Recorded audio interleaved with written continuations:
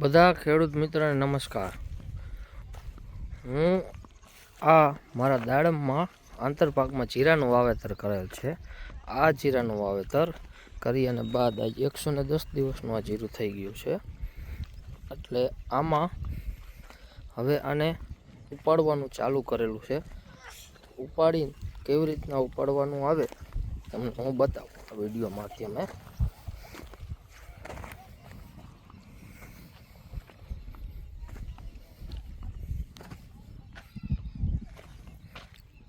આ અમારી વાડીમાં જો ઉપાડવાનું ચાલુ છે અને આવી રીતના શેરા પણ ચાલુ છે।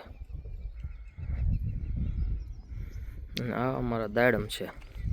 આ દાડમ અમારા 6 મહિનાના છે। અને આને ભેગું કરીને આવી રીતના એક શેરો બનાવવો પડે।